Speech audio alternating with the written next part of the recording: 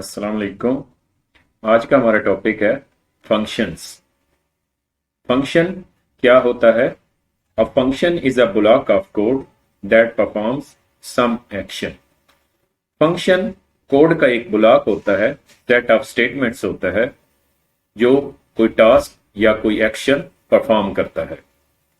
Each function has a unique name. हर function का एक मखसूस नेम होता है।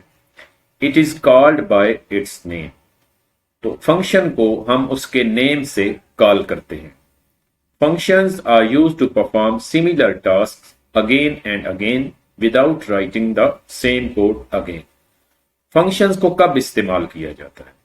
जब हमने सिमिलर टास्क को बार बार परफॉर्म करना हो तो उस वक्त फंक्शन को इस्तेमाल किया जाता है और एक ही फंक्शन को सिमिलर टास्क के लिए बार बार इस्तेमाल किया जा सकता है।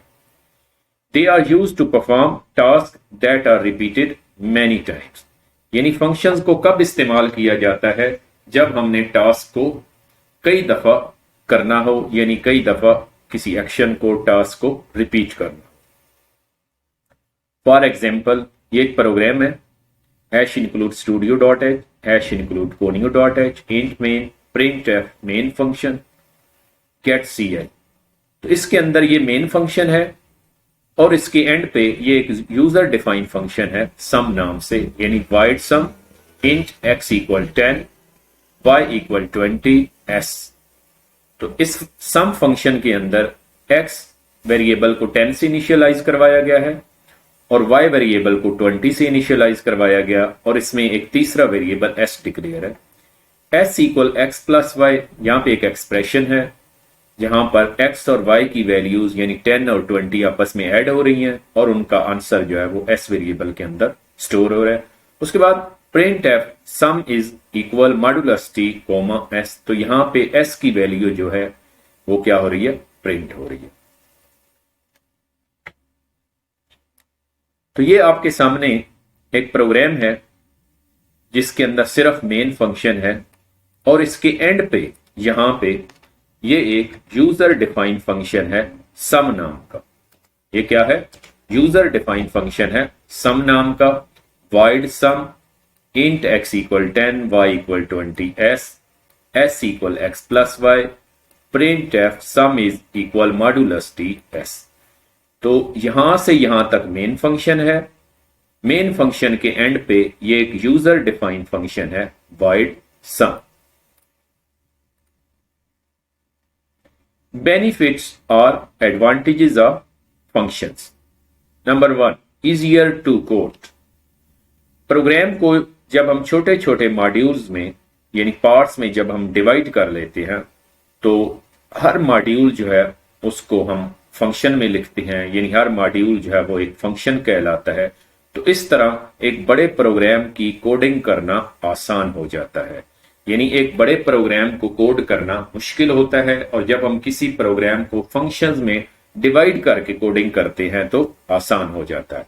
इजियर टू मॉडिफाई, अगर हमारा प्रोग्राम फंक्शंस में डिवाइड हो तो किसी भी फंक्शन के अंदर चेंज करना, तब्दीली करना आसान होता है। अगर एक प्रोग्राम एक ही फंक्शन में होगा, यानी उसमें वो प्रोग्राम पार्ट्स में डिवाइड नहीं होगा, यानी फंक्शंस में डिवाइड नहीं होगा, तो उस प्रोग्राम के अंदर तब्दीली करना मुश्किल हो जाता है। Easier to maintain and debug, अगर प्रोग्राम के अंदर किसी जगह पर एरर आ रहा हो, प्रॉब्लम आ रहा हो, तो अगर हमने उसके अंदर फंक्शंस का इस्तेमाल किया है तो हमने सिर्फ उस फंक्शन को डीबग करना है, यानी हमने उस फंक्शन से सिर्फ एरर्स को डिटेक्ट और रिमूव करना है जिस फंक्शन में वो एरर आ रहा है। अगर प्रोग्राम के अंदर फंक्शंस का इस्तेमाल ना किया हो गया हो तो पूरे प्रोग्राम से जो एक ही फंक्शन में बना हुआ है उसमें से एरर्स को फाइंड करना और रिमूव करना मुश्किल हो जाता है। यानी अगर हमने प्रोग्राम को फंक्शंस में डिवाइड किया हो तो हम आसानी से एरर्स को फाइंड एंड रिमूव कर सकते हैं।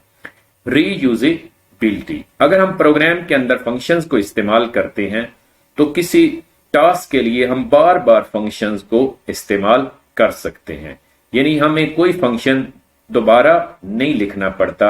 हम क्या कर सकते हैं कि सिमिलर टास्क के लिए फंक्शंस को बार बार रिपीट या बार बार इस्तेमाल कर सकते हैं।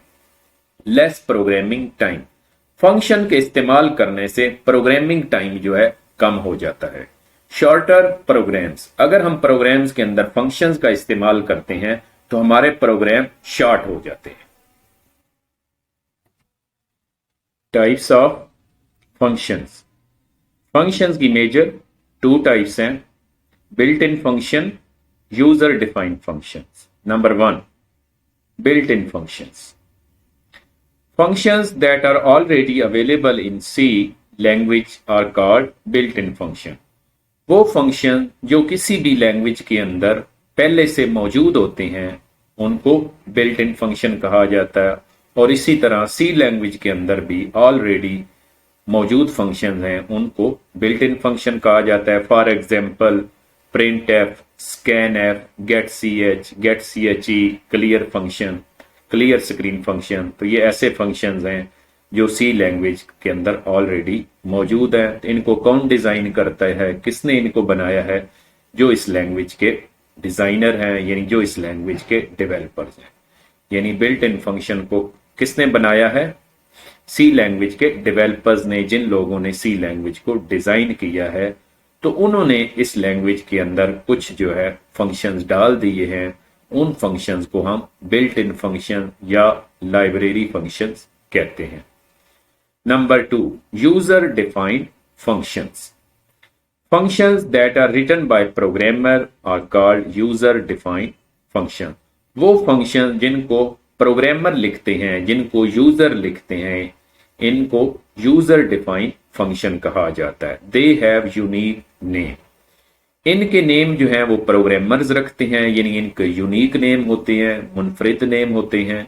They are called by its name. Program के अंदर किसी फंक्शन को जब कॉल किया जाता है तो उसका वो यूनिक नेम जो है वो इस्तेमाल किया जाता है, यानी किसी फंक्शन को कॉल करने के लिए उसका नेम इस्तेमाल किया जाता है। For example sum, average, table, या कोई भी आप फंक्शन का नाम रख सकते हैं। किसी फंक्शन का नाम रखते हुए सेम वही रूल्स फॉलो किए जाते हैं जो किसी वेरिएबल का नाम रखते हुए फॉलो किए जाते हैं। जैसे किसी वेरिएबल के नाम में के स्टार्ट में 1 2 3 नहीं हो सकता, कोई स्पेशल कैरेक्टर नहीं हो सकता, सेम ऐसे ही फंक्शन का नेम रखते हुए भी स्टार्ट में 1 2 3 नहीं हो सकता, स्पेशल कैरेक्टर नहीं हो सकता। तो फंक्शन के नेम में भी सिर्फ अंडरस्कोर इस्तेमाल हो सकता है, उसके अलावा कोई स्पेशल कैरेक्टर इस्तेमाल नहीं हो सकता है। जैसे वेरिएबल का नाम रखते हुए हम कोई कीवर्ड नहीं इस्तेमाल कर सकते, यानी वेरिएबल का नाम कोई कीवर्ड नहीं हो सकता, सेम ऐसे ही किसी फंक्शन का नाम भी कीवर्ड पे नहीं हो सकता। जैसे वेरिएबल के नाम में लोअर केस, अपर केस दोनों इस्तेमाल हो सकते हैं, सेम ऐसे ही फंक्शन के नेम में भी लोअर केस और अपर केस अल्फाबेट्स दोनों इस्तेमाल हो सकते हैं, और नंबर्स का भी इस्तेमाल किया जा सकता है। नंबर्स को सिर्फ फंक्शन के नेम में स्टार्ट में इस्तेमाल नहीं कर सकते। What is function definition? A set of statements that explain what function does is called function definition। यानी फंक्शन डेफिनेशन क्या होती है? सेट ऑफ स्टेटमेंट्स जो एक्सप्लेन करती है, जो बताती है कि ये फंक्शन क्या करेगा, यानी ये फंक्शन कौन सा टास्क परफॉर्म करेगा। It consist of function header. इसके स्टार्ट में बिल्कुल फंक्शन हेडर होता है और उसके नीचे फंक्शन की बॉडी होती है। Function is defined. किसी फंक्शन को कहां पर डिफाइन किया जाता है? प्रोग्राम के अंदर किसी फंक्शन को कहां पर डिफाइन किया जाता है? बिफोर मेन फंक्शन, यानी हम मेन फंक्शन से पहले फंक्शन को डिफाइन कर सकते हैं, यानी लिख सकते हैं। आफ्टर मेन फंक्शन, प्रोग्राम के अंदर मेन फंक्शन के बाद हम किसी फंक्शन को लिख सकते हैं, यानी डिफाइन कर सकते हैं, या फंक्शन को सेपरेट फाइल में भी डिफाइन यानी लिख सकते हैं। तो ये आपके सामने मेन फंक्शन है, और इसके बाद ये देखें फंक्शन डेफिनेशन है, यानी सम फंक्शन को मेन फंक्शन के बाहर डिफाइन किया गया। तो अगर आप चाहें तो इस फंक्शन को मेन फंक्शन से पहले भी डिफाइन कर सकते हैं, यहां पर और किसी फंक्शन को सेपरेट फाइल के अंदर भी डिफाइन किया जा सकता है। तो फिलहाल मैं फंक्शन को आफ्टर मेन फंक्शन जो है वो डिफाइन कर रहा हूं। यानी फंक्शन डेफिनेशन क्या होती है? कंप्लीट फंक्शन यानी सेट ऑफ किसी फंक्शन की तमाम स्टेटमेंट्स जो हैं वो क्या कहलाता है, फंक्शन डेफिनेशन। यानी फंक्शन डेफिनेशन में फंक्शन का हेडर होता है और फंक्शन की बॉडी होती है, तो ये कहलाता है फंक्शन डेफिनेशन। तो ये एक एग्जांपल दी हुई है फंक्शन डेफिनेशन की, यानी ये प्रोग्राम के अंदर जैसे ये है, ये क्या है, फंक्शन डेफिनेशन। तो ये किसकी एग्जांपल है, फंक्शन डेफिनेशन की। फंक्शन हेडर क्या होता है? First line of function definition is called function header. It contains return type, function name and parameters. यानी ये क्या है, फंक्शन हेडर है। यानी किसी फंक्शन की जो पहली लाइन होती है वो फंक्शन हेडर कहलाती है। तो ये आपके सामने एक फंक्शन है, तो ये फंक्शन डेफिनेशन है, तो ये इसकी पहली लाइन जो है ये क्या है, फंक्शन हेडर। ये क्या है, फंक्शन हेडर। किसी फंक्शन की पहली लाइन क्या कहलाती है, फंक्शन हेडर। तो फंक्शन हेडर में क्या होता है, फंक्शन की रिटर्न टाइप होती है, फंक्शन का नेम होता है और उसके पैरामीटर्स। अगर फंक्शन के नेम के आगे पैरेंथेसिस यानी खाली ब्रैकेट्स हों तो ऐसा फंक्शन विदाउट पैरामीटर्स कहलाता है। अगर किसी फंक्शन के अंदर यहां पे वेरिएबल्स हों जैसे इंट एक्स इंट वाई, तो ऐसा फंक्शन पैरामीटर्स वाला फंक्शन कहलाता है। अब इस फंक्शन के दो पैरामीटर्स हैं एक्स और Y.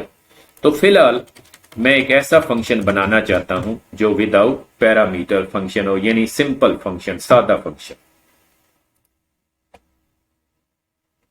What is function body? Function body क्या होती है? Statements which are executed in function called function body. It is after function header.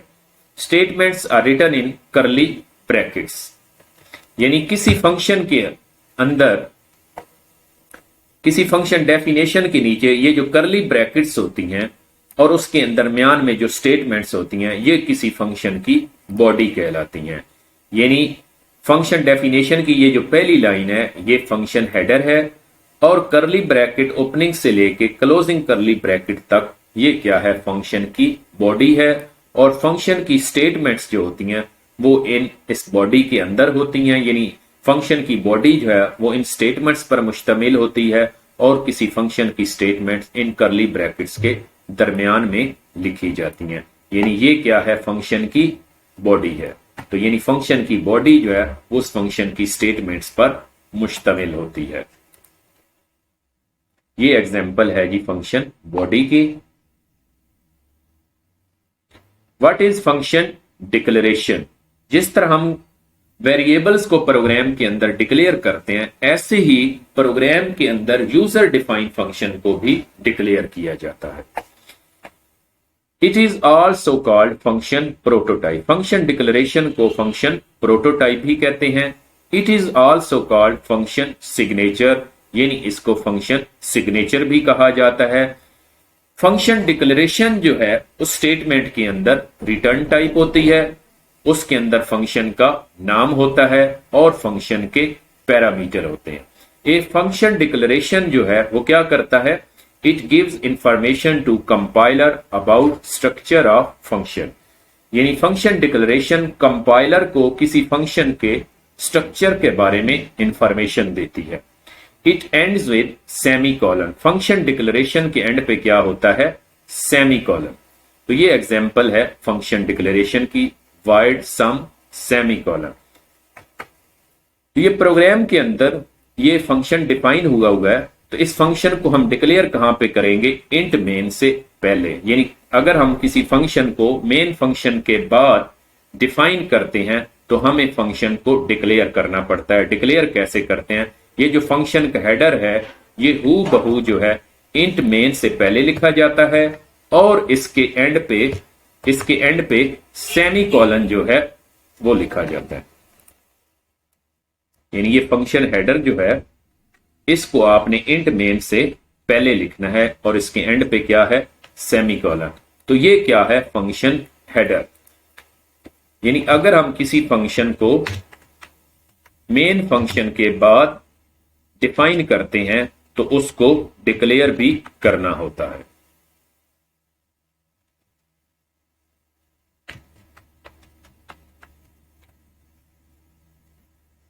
ये क्या है जी? Function declaration. तो ये क्या है? Function definition. और इस फंक्शन की पहली लाइन जो है ये क्या है? Function header. और इस फंक्शन को हम इंट मेन से ये जो स्टेटमेंट लिख रहे हैं ये है फंक्शन डिक्लेरेशन। अगर हम किसी फंक्शन की डेफिनेशन जो है, यानी अगर हम किसी फंक्शन को इंट मेन से पहले लिखते हैं तो फिर हमें फंक्शन डिक्लेयर करने की जरूरत नहीं होती। फॉर एग्जाम्पल, अगर हम यहां पे लिखते हैं, किसी फंक्शन को डिफाइन करते हैं, तो अब फंक्शन को डिक्लेयर करने की कोई जरूरत नहीं है। अगर हम किसी फंक्शन को मेन फंक्शन के बाद डिफाइन करते हैं तो फिर हमें फंक्शन को डिक्लेयर करने की जरूरत होती है। तो यानी फंक्शन का जो हेडर होता है उसे इंट मेन से पहले लिखा जाता है और उसके एंड पे सेमी कॉलन दिया जाता है। तो ये क्या कहलाता है? Function declaration. Function declaration.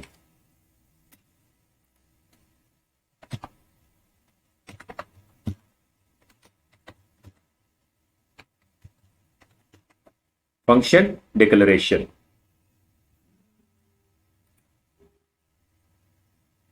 What is function call? Statement that activates or calls a function is called function call. Function is called by its name. It contains function name and parameter.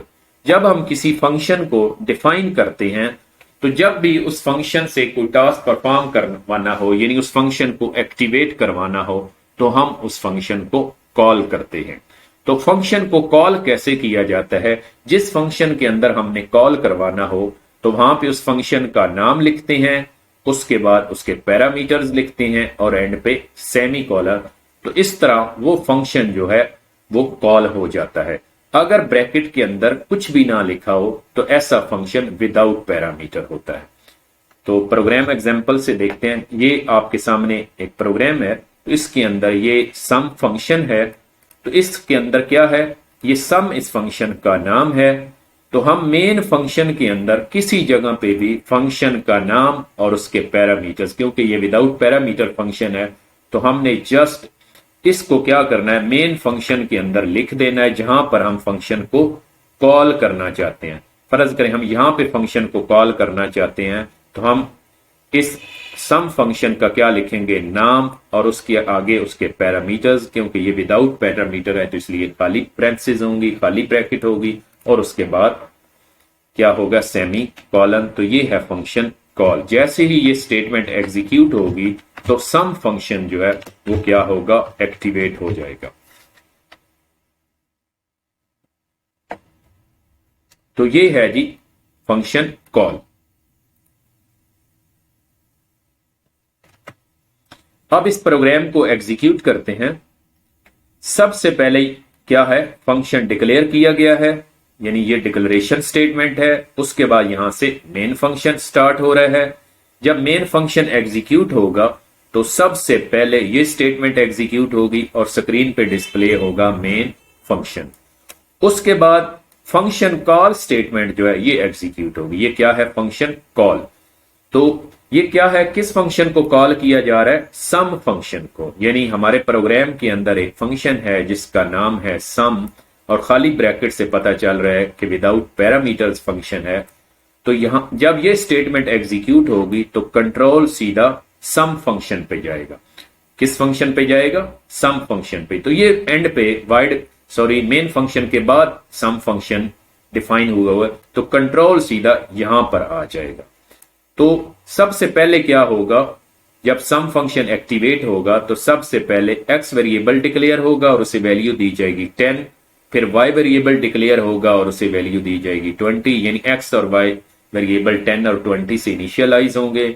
और फिर s variable declare होगा, और उसके बाद जब ये statement execute होगी तो x की वैल्यू 10 और y की वैल्यू 20 आपस में ऐड होंगी, और यानी आंसर जो होगा 30 वो किस में स्टोर हो जाएगा? s के अंदर स्टोर हो जाएगा।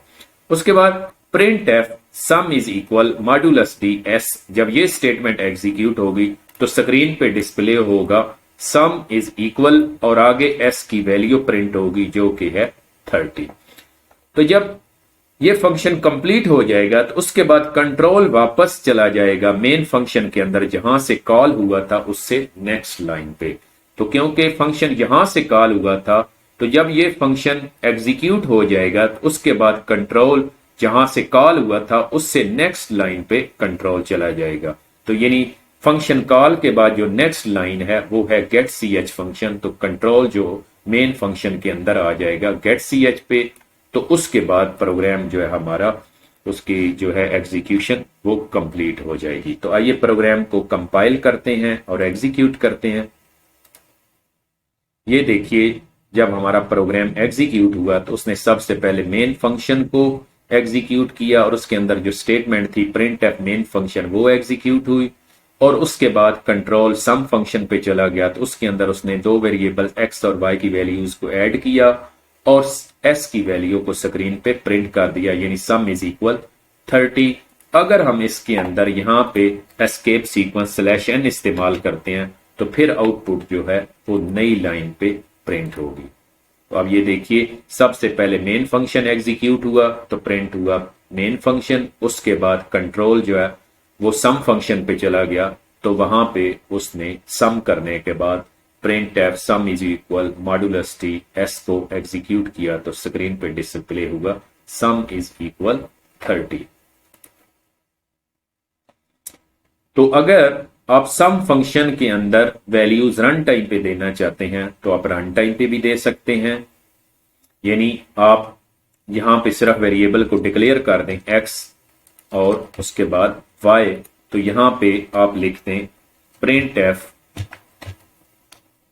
यहां पे कोई टेक्स्ट प्रिंट करवा दें enter values of x and y and पे सेमी कॉलन। उसके बाद इस्तेमाल करेंगे स्कैन एफ स्टेटमेंट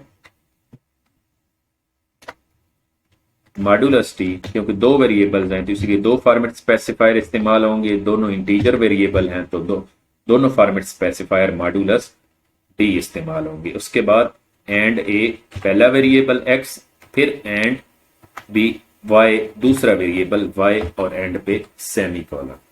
तो अब क्या होगा, जैसे ही सम फंक्शन एग्जीक्यूट होगा तो सबसे पहले रन टाइम पे हमसे x और y की वैल्यूज मांगेगा तो हम रन टाइम पे x और y को वैल्यूज देंगे। उसके बाद वो वैल्यूज यहाँ पे ऐड हो जाएंगी और s के अंदर आंसर स्टोर हो जाएगा और यहाँ पे वो आंसर प्रिंट हो जाएगा। आइए प्रोग्राम को दोबारा एग्जीक्यूट करते हैं। ये देखिए तो वो कह रहा है सबसे पहले उसने मेन फंक्शन को एग्जीक्यूट किया, यहाँ पे मैं /n एस्केप सीक्वेंस इस्तेमाल करता हूं, दोबारा एग्जीक्यूट करता हूं। तो ये देखिए पहले मेन फंक्शन से मेन फंक्शन प्रिंट हुआ, फिर कंट्रोल सम फंक्शन पे चला गया तो यहां पर वो मुझसे x और y की वैल्यूज रन टाइम पे मांग रहा है स्कैन एफ की वजह से। तो मैंने x को वैल्यू दी 20 और y को वैल्यू दी 30। तो जैसे ही मैं एंटर करूंगा तो ये सम होने के बाद स्क्रीन पे मैसेज प्रिंट हो जाएगा सम इज इक्वल 50। जी तो दोबारा रिपीट कर रहा हूं, मेन फंक्शन के बाद ये फंक्शन डिफाइन हुआ है जिसका नाम है सम। तो इस फंक्शन डेफिनेशन यानी ये क्या है, फंक्शन डेफिनेशन। तो इसकी ये जो पहली लाइन है ये क्या कहलाती है, फंक्शन हेडर। तो फंक्शन हेडर में क्या होता है, फंक्शन की रिटर्न टाइप, फंक्शन का नाम और उसके पैरामीटर्स। अगर पैरेंथेसिस खाली हो तो फिर ऐसा फंक्शन विदाउट पैरामीटर फंक्शन कहलाता है। उसके बाद इस करली ओपनिंग ब्रैकेट से लेकर क्लोजिंग करली ब्रैकेट तक ये क्या कहलाता है, फंक्शन की बॉडी। ये क्या है, फंक्शन की बॉडी है और बॉडी ही क्या होती है, फंक्शन स्टेटमेंट्स पर होती है, यानी किसी फंक्शन की बॉडी में ही उस फंक्शन की स्टेटमेंट्स होती है। तो जब हम किसी फंक्शन को मेन फंक्शन के बाद डिफाइन करते हैं तो फिर हमें मेन फंक्शन से पहले उसे डिक्लेयर करना पड़ता है। तो डिक्लेयर कैसे करते हैं, फंक्शन का हेडर जो है उसको यहां पे लिखा जाता है और उसके एंड पे सेमी कॉलन, यानी फंक्शन का हेडर जो है वो भी जो फंक्शन डिक्लेरेशन है वो भी फंक्शन हेडर की तरह रिटर्न टाइप, फंक्शन नेम और पैरामीटर्स पर मुश्तमिल होती है, लेकिन फंक्शन हेडर और फंक्शन डिक्लेरेशन में फर्क क्या है? सेमीकोलन का, यानी फंक्शन डिक्लेरेशन स्टेटमेंट जो है उसके एंड पे सेमीकोलन होता है। उसके बाद फंक्शन कॉल क्या होती है? जब हम किसी फंक्शन को डिफाइन करते हैं, चाहे मेन फंक्शन के बाद चाहे मेन फंक्शन से पहले, तो वो फंक्शन एग्जीक्यूट तब होता है, वो फंक्शन कोई टास्क तब परफॉर्म करता है जब हम उस फंक्शन को कॉल करते हैं। जब तक हम उस फंक्शन को कॉल नहीं करते, वो फंक्शन जो है कोई टास्क एक्शन परफॉर्म नहीं करता। तो फंक्शन कॉल जो है वो फंक्शन नेम और पैरामीटर्स पर मुश्तमिल होती है। अगर फंक्शन के पैरामीटर्स ना हो तो फिर फंक्शन के नेम के आगे खाली से यानी खाली ब्रैकेट लिखी जाती है। तो ये स्टेटमेंट जो है ये है फंक्शन कॉल। तो इसको किसी भी फंक्शन के अंदर जहां पर आप फंक्शन को कॉल करना चाहते हैं उसे लिखा जाता है। तो फिलहाल क्योंकि हम फंक्शन को मेन फंक्शन से कॉल करवा रहे हैं, तो यहां पर ही हम फंक्शन कॉल स्टेटमेंट को लिखेंगे। किसी फंक्शन को मेन फंक्शन से भी कॉल करवाया जा सकता है, किसी दूसरे फंक्शन से भी कॉल करवाया जा सकता है, खुद फंक्शन की अपनी बॉडी में ही उसी फंक्शन को भी कॉल करवाया जा सकता है। तो जैसे ही ये स्टेटमेंट एग्जीक्यूट होती है तो कंट्रोल जो है सम फंक्शन के ऊपर ट्रांसफर हो जाता है। तो अगर हम ये स्टेटमेंट जो है प्रिंट एफ से पहले लिखते हैं यहां पर, तो फिर जो है ये फंक्शन 2 दफा कॉल होगा। यानी अगर हमने यहां पे सम सेमीकोलन लिखा तो ये सम फंक्शन कॉल होगा, यानी एक्टिवेट होगा, फिर ये स्टेटमेंट एग्जीक्यूट होगी, फिर सम फंक्शन कॉल होगा, फिर यानी क्या होगा? सम फंक्शन कॉल होगा तो उसकी स्टेटमेंट, यानी इस मेन फंक्शन के अंदर सम फंक्शन को 2 दफा कॉल करवाया जा रहा है।